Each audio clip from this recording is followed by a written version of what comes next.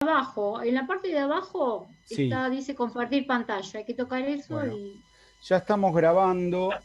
eh, Esta es la clase uno de latín, seminario de doctorado de la UNLA 2021. Eh, Compartir pantalla, acá estamos.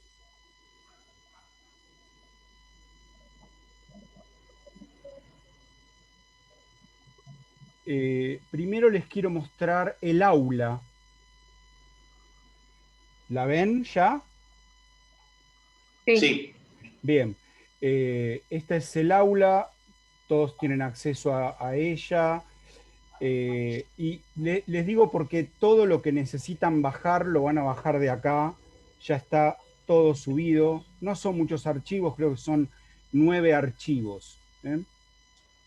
Hay una primera parte, dice programa del seminario, que es lo que vamos a abrir y a leer enseguida.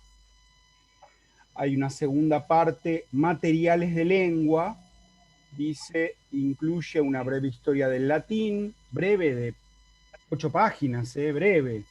El abecedario latino, las primeras lecciones de mi guía de latín y un apunte que se llama Términos y locuciones latinas usuales, con el que vamos a trabajar en las próximas clases.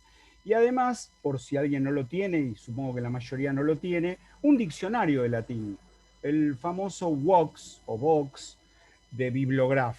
¿Eh? Y finalmente, entre los materiales de cultura, hay 2 libros y una partecita de un tercero. Los libros son Los Romanos de Barrow, Introducción a la Literatura Latina de Jacques Gaillard y 3 de las epístolas morales a Lucilio de Séneca. Eso es todo el material. Ustedes van cliqueando donde tienen el enlace, materiales de cultura latina, materiales de lengua latina, programa de latín, se les va a abrir, se lo bajan a su computadora y ya lo tienen para siempre. ¿Eh? Dejo de compartir esto y voy a compartir, si fuese posible, no tengo abierto el programa, espérate.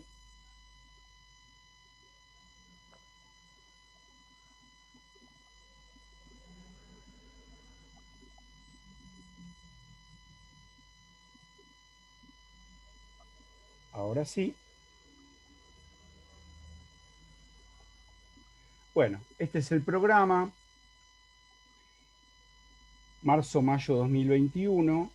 Hay una fundamentación, dice: familiarizarse con una lengua es la forma más eficaz y segura para conocer las estructuras de pensamiento del pueblo que la usa. Y esas estructuras, reveladoras de cómo el hablante concibe el espacio, el tiempo, los colores y hasta las relaciones humanas, siempre dan cuenta de una cosmovisión particular. Un idioma es mucho más que un medio de comunicación. Es un modo de ver el mundo, una manera de categorizar la realidad, de entenderla, de racionalizarla. Como lo ha señalado el lingüista francés Émile Benveniste, partiendo de Aristóteles, hay una estrechísima relación entre las categorías de pensamiento y las categorías de lengua. Según sus palabras, es lo que se puede decir, lo que delimita y organiza lo que se puede pensar. Eso es un famoso artículo de Emile Benveniste, categorías de pensamiento y categorías de lengua, incluido en el libro Problemas de Lingüística General. En el caso del español, la mayor parte de estas categorizaciones han sido tomadas del latín. Consecuentemente, a partir del aprendizaje del latín, no solo puede adquirirse un conocimiento profundo y bien fundado de nuestra lengua, sino también tener acceso a la cultura romana, en cuya tradición se forjó y fijó el vocabulario científico y filosófico de Occidente. Con ello se dará en el estudiante el consecuente reconocimiento de la inserción de nuestra cultura en el marco ético, científico y cultural transmitido por Roma. Así es como el latín ha sido el medio de transmisión de la filosofía y del saber en general hasta por lo menos el siglo XVIII. Objetivos. Se pretende que el alumno conozca las estructuras básicas de la lengua latina y pueda servirse de estos conocimientos para un mejor manejo del español, así como también reconocer estructuras morfológicas y sintácticas sencillas, lo que le permitirá un mínimo acceso a textos filosóficos, tanto antiguos y medievales como modernos, escritos en latín. Del mismo modo, se espera que el estudiante reconozca las características salientes de la cultura y el pensamiento romanos y valorice los ideales y realizaciones del pueblo latino. Contenidos mínimos: la gramática comparada y el indoeuropeo, estructura de la palabra indoeuropea, la lengua latina, ubicación histórica y geográfica, el abecedario, prosodia, la cantidad y el acento, pronunciaciones del latín, categorías gramaticales y sintácticas de la lengua latina, valores y usos de los casos, complementos con y sin preposición, transcripción, transliteración y traducción, criterios de traducción, literal o libre, términos y locuciones latinas más usuales. Metodología de trabajo, bueno, esto apunta a un modo de progresar en el conocimiento de la lengua de manera inductiva. Ustedes no van a tener oportunidad de ver los frutos de todo ese proceso porque se piensa para cursos más largos, ¿no? Pero bueno, yo trabajo con una guía que tiene textos de autores clásicos, reales, no textos inventados por profesores, que es como normalmente se empieza a enseñar latín, con textos inventados. Bueno, hay una fundamentación de eso en un artículo mío que se llama Lenguas Clásicas, Sintaxis y Didáctica, en un libro de la profesora Victoria Juliá. El estudio será en forma práctica. Cuando lo que veamos de lengua, que va a ser poquito, implicará un análisis morfológico, sintáctico y semántico de estos pequeños textos y la traducción de esos pasajes. Y se realizarán algunas lecturas críticas de material bibliográfico relativo a la lengua, la cultura y la filosofía latinas. La evaluación correspondiente a los contenidos de la lengua se realizará a lo largo del curso, es decir, clase a clase. Para la regularidad en la cursada se requerirán una participación activa y solidaria en las clases, que serán de índole teórico-práctico, y el cumplimiento de la tarea encomendada para cada clase. El seminario se aprueba con un examen final, entendido como instancia integradora, en el que él o la estudiante deberá presentar oralmente un tema de carácter histórico, cultural o filosófico, preparado a partir de las obras de lectura obligatoria, además de poder dar cuenta de los contenidos trabajados durante el trimestre. Resulta indispensable para la tarea en clase un diccionario y una guía de trabajo. Bueno, a tal efecto nos serviremos de esta guía de latín. Ustedes no tienen la guía entera, solamente tienen las primeras lecciones de la guía, y por mi experiencia de dar esto por Zoom en el año 2020, bueno, la verdad es que solo vimos la lección 1, una lección vimos, ¿no? Y el diccionario del que les hablaba, que se llama SPES, que es de la colección de diccionarios Vox de la calificada y muy famosa editorial Bibliograph de Barcelona. Para el examen final son de lectura obligatoria los siguientes textos: Barrow, Los Romanos; Gallard, Introducción a la Literatura Latina; Séneca, Epístolas 88, 89 y 90 de las Epístolas Morales a Lucilio; y esta pequeña introducción al diccionario de Santiago Segura Munguía, donde cuenta los orígenes del latín, algo de lo que vamos a hablar hoy y tal vez todavía algo más la clase siguiente. Para que después hay una bibliografía complementaria, por supuesto, de lengua latina y otros diccionarios, otros textos sobre la gramática latina, la sintaxis y la semántica del latín, etcétera, etcétera. Y de cultura latina, otros libros más para el que quiera completar sus lecturas con todo gusto, no hay ningún problema, claro que es bienvenido, pueden hacerlo. Yo no tengo todos estos libros digitalizados, pero alguno por ahí sí, así que si a alguno les interese, me quieren preguntar, por ahí justo lo tengo digitalizado y se los puedo compartir. ¿eh? Dejo ahora de compartir el programa para que quede más o menos claro para todo el mundo. No voy a tomar ningún parcial en ninguna de las clases y no les voy a pedir un trabajo escrito al final como suele hacerse en varios seminarios. En latín tradicionalmente no lo hacemos, no lo hago. El año pasado sí lo hice. El año pasado tuvo condiciones muy raras porque cuando empezaba el primer curso de la primera clase, cuando fue la primera clase del curso de latín, empezó la pandemia. Fue un viernes y llegué a dar una clase. En realidad di una clase presencial. Y cuando empezaba la segunda, vino la cuarentena. Bueno, lo empezamos a estirar en el tiempo, encomendé tareas por mail. Nadie sabía usar Zoom en ese momento, por lo menos yo no lo sabía. No teníamos aula virtual. Bueno, una cantidad de problemas que se subsanaron con el tiempo y recién ese curso de latín terminó como en junio o julio, cuando tendría que haber terminado a fines de mayo. Entonces, para subsanar un poco mis ausencias, de mi primer mes y medio que no tuve contacto con los estudiantes, y les pedí un pequeño trabajo de 5 páginas, pero con ustedes, como empezamos el día planeado, a la hora planeada, no tiene por qué haber ningún sobresalto, no les voy a pedir un texto escrito, pero el que quiera hacer un texto escrito que le sirva de base para su examen oral, que dará en junio, espero, en fechas de junio, julio, puede hacerlo, por supuesto, no me opongo a eso.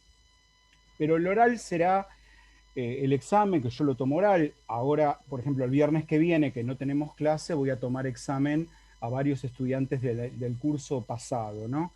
Va a ser por Zoom, naturalmente. En julio a lo mejor ya estamos todos vacunados y puede ser presencial y en la facultad, pero todavía no lo sabemos, ¿no? Eh, el examen consta básicamente de 3 momentos. Un primer momento en el que ustedes se sientan y me dicen, voy a hablar de tal tema. Tienen 10 minutos para hablar de un tema. ¿Un tema sacado de dónde? Bueno, de alguno de los 2 libros de lectura obligatoria, o del libro de Barrow, Los Romanos, o del libro de Gallard, Introducción a la Literatura Latina. Se eligen un capítulo o medio capítulo o un tema que recorre el libro y ustedes lo quieran tratar porque les interesó por alguna razón, etcétera. No se maten buscando otra bibliografía para hablar de eso, porque son 10 minutos. Entonces, con que me digan lo que ustedes leyeron en Barrow, lo que puedan haber pensado, o alguno que es un poco más sofisticado, elige un tema que aparece en el libro de Barrow y también aparece en el libro de Gallard. Y entonces dice, sobre este autor, Barrow dice ta, ta, ta, ta, ta, ta, ta, y Gallard dice tal otra cosa, ta, ta, ta. Me quedaron dudas porque no me quedó muy claro tal cuestión. O bueno, cuando Gallard explica la religión romana, ¿de qué época está hablando? Tampoco está muy claro eso. Y por supuesto que la religión romana ha tenido, bueno, 1500 años de evolución. Entonces, habría que ver bien en qué momento pasa lo que se cuenta en el texto que uno está leyendo, ¿no? Porque claro, es una civilización muy larga, ahora enseguida vamos a hablar de eso. Así que un tema sobre uno de estos 2 libros. A continuación yo les voy a hacer una pregunta. ¿Del mismo libro o del otro? Bueno, fíjate que en el otro libro hay un capítulo que se dedica a tal cosa. ¿Qué me puedes decir de eso? Una cosa no le voy a decir qué dice en la página tal, no les voy a preguntar en qué año fue tal batalla, cuándo asumió el emperador Claudio, no, nada de ese tipo. Cosas conceptuales, ¿no? Ideas, procesos. Tampoco me voy a quedar en lo histórico, sino más bien en la cuestión cultural, filosófica, literaria en todo caso, histórica, en el sentido de la vida cotidiana, pero no en el sentido de la historia de los gobernantes, de las batallas, de las guerras, etcétera, etcétera. segunda parte del examen, esa preguntita que durará, no sé, 5 minutos. Y la tercera parte, ustedes tienen en la bibliografía 3 epístolas de Séneca. Bueno, tienen que elegir una, la que les guste más, y prepararse un breve speech analizando ese texto. ¿De qué habla Séneca ahí? ¿Qué se propone? ¿De qué nos quiere convencer? ¿Cuál es el tema de esa epístola? Ya está. El examen es eso, una pequeña charla de entre 20 y 25 minutos. Si además me quieren comentar algo de lo que haya surgido en las lecturas o en estas clases, bueno, bienvenido, claro, también podemos hablar de eso, ¿no? En la clase vimos tal cosa, qué interesante, o no me gustó como digo tal tema, también no tienen que ser elogios, pueden ser quejas también, ¿eh? No tengo ningún problema con eso. Así que, ¿quedó esto claro? Sí, perfectamente. Bien, buenísimo. Bueno, entonces, de lo que yo quería ahora es hacer como un panorama eh, histórico necesariamente para ubicarnos un poco en dónde estamos cuando estamos hablando de los romanos, del pueblo latino o de algo que se llama el latín, ¿no? Si uno pudiera hacer una línea de tiempo, yo esta clase cuando la doy presencialmente la hago marcando una recta en el pizarrón y marcando puntos en esa recta, ¿no? Bueno, por supuesto que habría que partir la recta con una rayita donde empieza el año 1 después de Cristo, digamos así, y ir hacia atrás a ver qué encontramos hacia atrás. Como ustedes recordarán seguramente, y si no lo recuerdan, se los recuerdo, bueno, cuando uno habla de los griegos, por supuesto que piensa inmediatamente en el siglo de Pericles, que estamos hablando del siglo, la transición del quinto al cuarto antes de Cristo, ¿no? Eh, pero evidentemente la civilización griega es muchísimo más antigua. De hecho, hay manifestaciones, no necesariamente lingüísticas o literarias, pero sí artísticas, arqueológicas, digamos, que nos hace ver que hubo alrededor del 1800 a.C. una civilización que tuvo su centro no en el continente, sino en torno a las islas Cícladas, con C, Cícladas.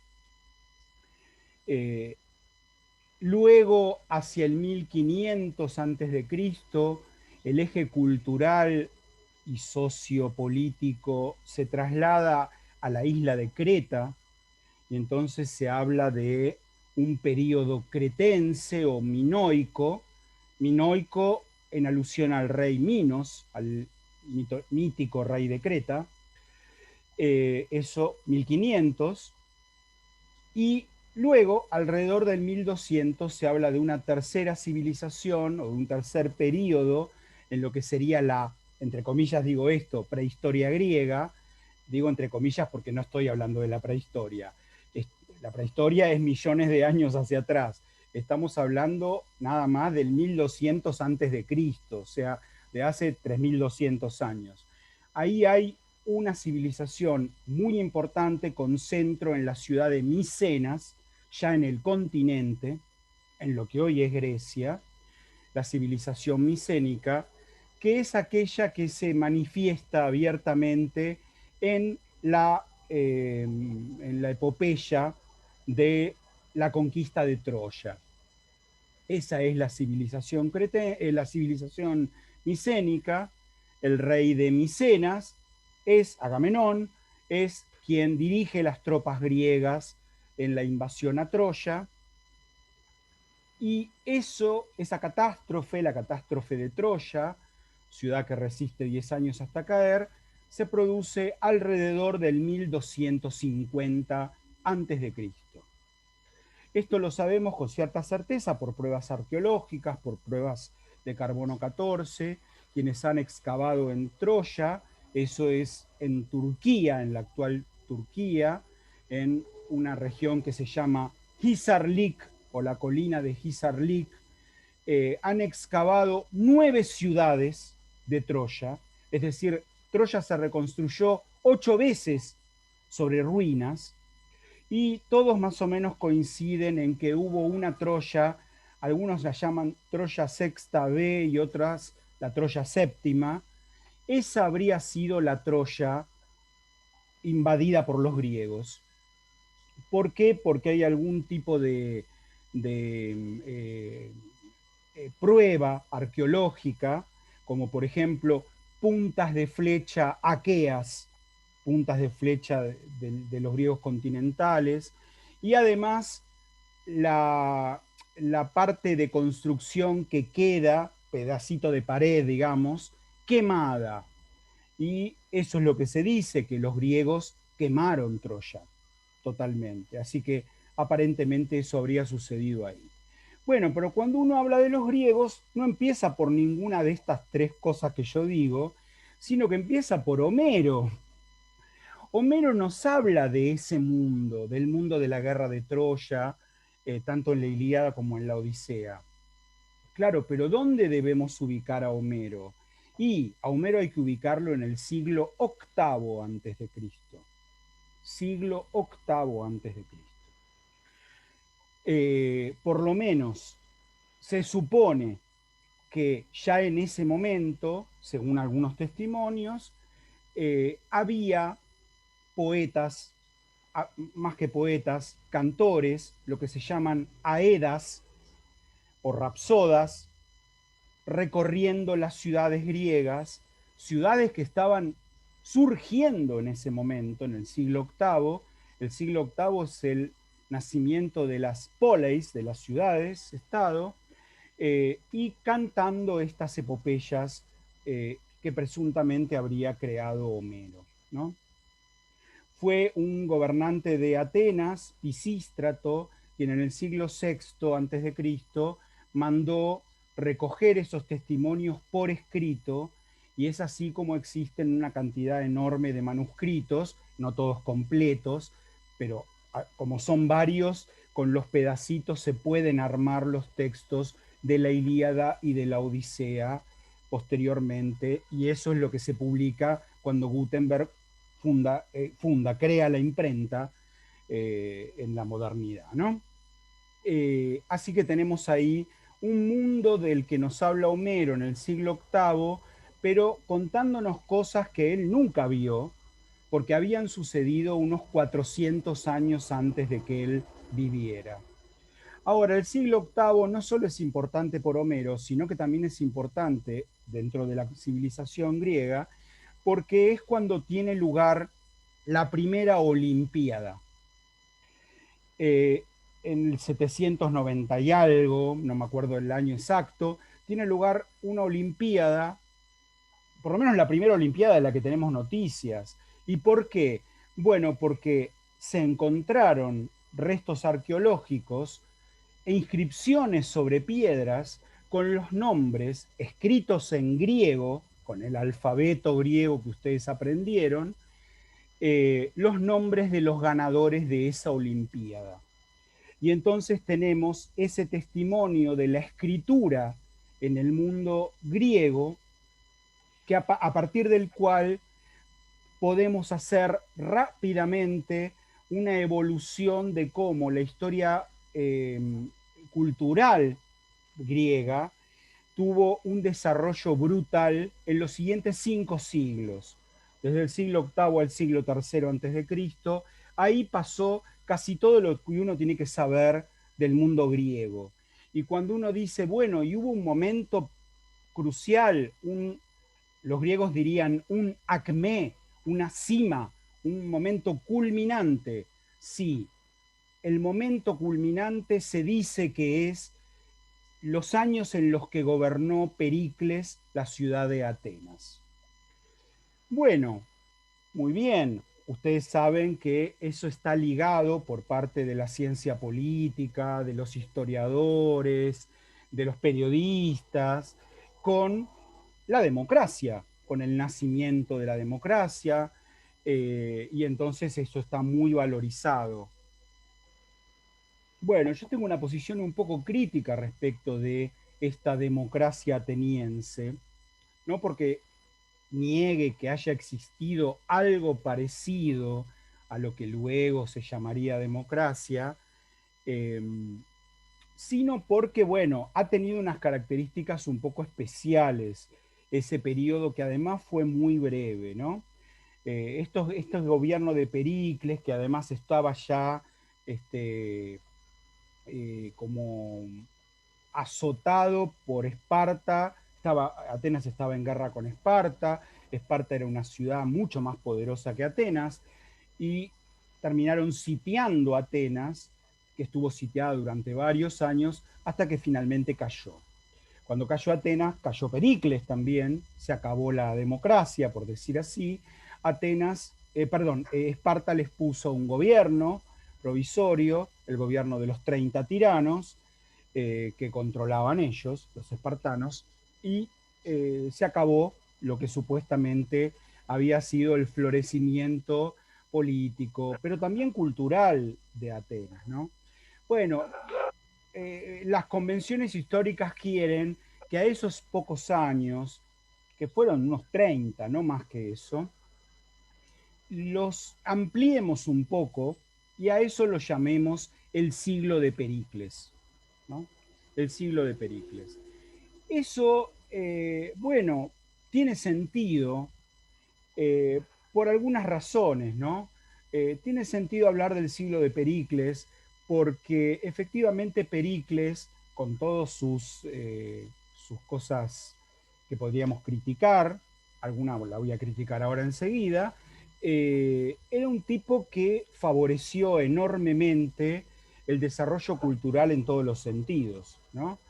Eh, Ayudaba a los artistas, a músicos, a artistas, a escultores, a pintores, se rodeaba de una cantidad de gente enormemente culta, poetas, filósofos, historiadores, científicos también, aunque no se llamaban científicos todavía, se llamaban filósofos, pero en realidad tipos más preocupados por la física, ya que tenemos a Matías que es físico también.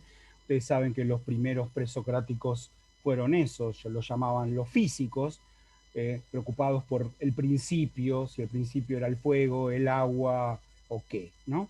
Bueno, eh, resulta ser que en ese siglo vivieron en Atenas muchos al mismo tiempo, o bien pasándose la posta de unos a otros de alguna manera, en el sentido de siendo alguno maestro del otro, bueno, vivieron al mismo tiempo ahí.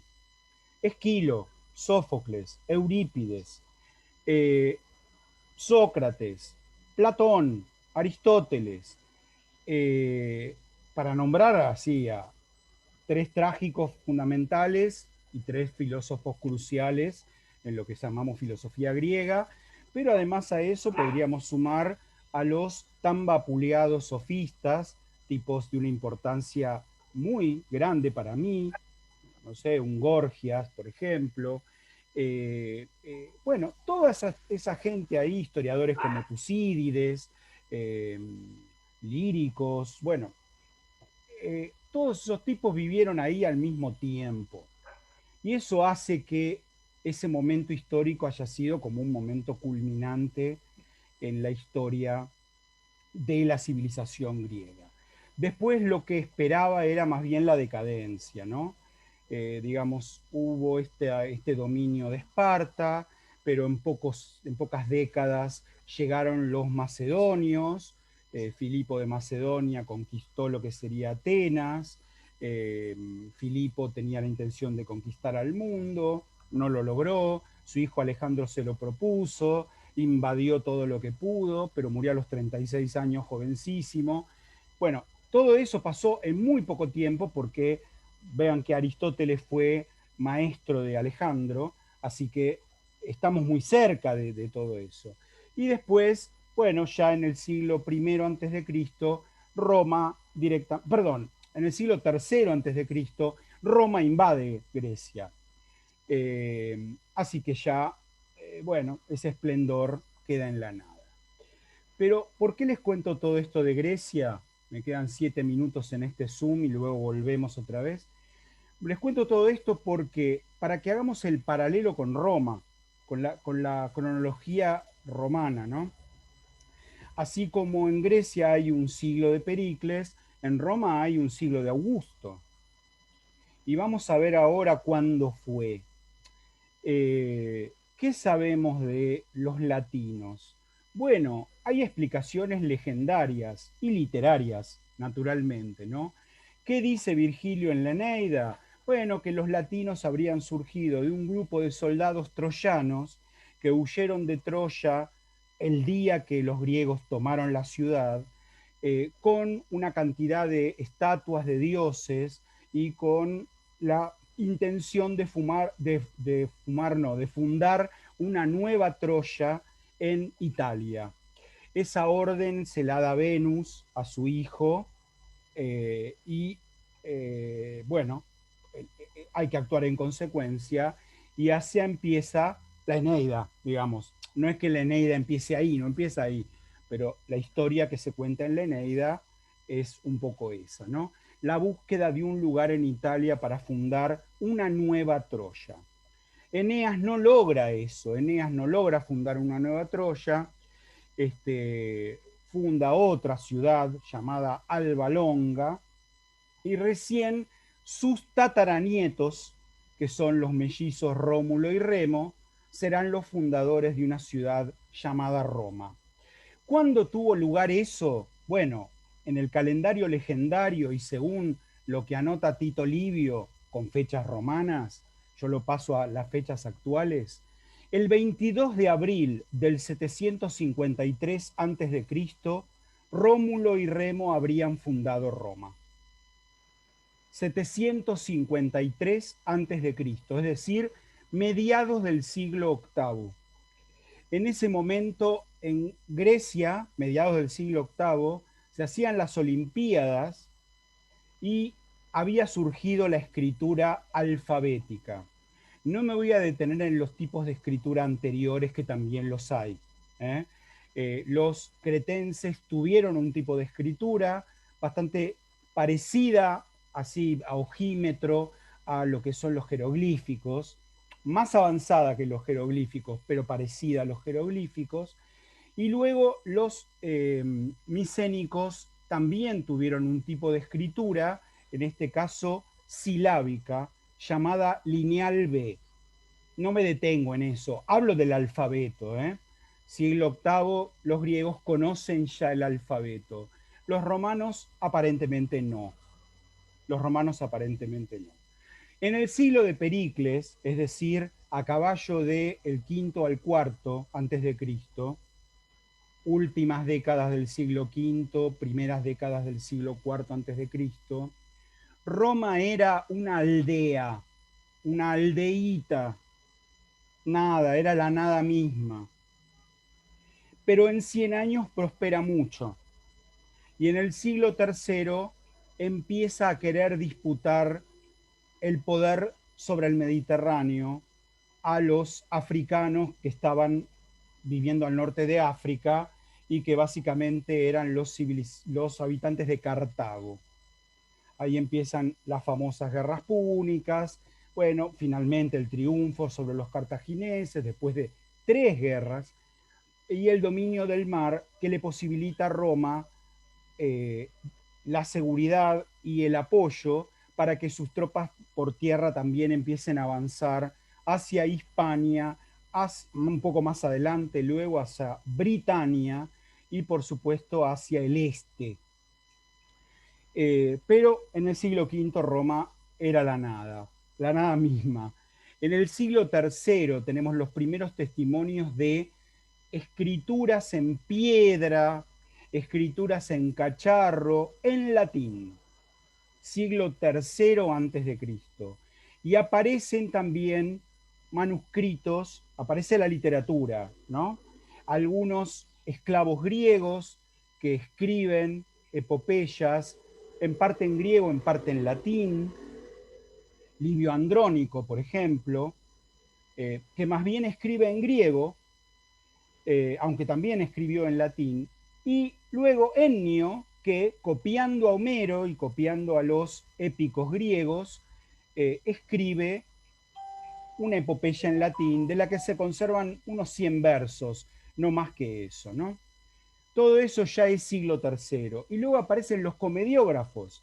Y tenemos también en el siglo III el comienzo de la literatura latina, ya de manera un poco más formal, con Terencio y con Plauto. De ellos sí ya hay obras completas. De Terencio, si no me equivoco, hay 7 comedias. De Plauto hay 18 comedias. Un montón. Y bueno, ¿y cuándo llega el momento culminante? O sea, ¿cuándo llega Augusto? Bueno, cuando lo matan a Julio César. ¿Eso cuándo sucede? Siglo I antes de Cristo. En el siglo I antes de Cristo pasa de todo, ¿no? Hay una guerra civil muy importante, y de esa guerra civil sale vencedor César, que se hace nombrar emperador, aunque no existía la noción de imperio ni de emperador. Y en el año 44 a.C., el 15 de marzo del 44 a.C., César es asesinado, empieza otra guerrita civil que va a ganarla el joven Octavio, un pibe casi, un pibe de 20 años, con muchísimas ambiciones y con una formación política increíble y militar también, que finalmente es coronado emperador con el nombre de Augusto en el 14 antes de Cristo y gobernará Roma, si no me equivoco, hasta el 31 después de Cristo. Esos 40 años se llaman, y por extensión, 30 antes y 30 después, el siglo de Augusto. Como queda un minuto, voy a cortar acá. Nos volvemos a conectar y continuamos con esto. Gracias, Matías. Muchas gracias.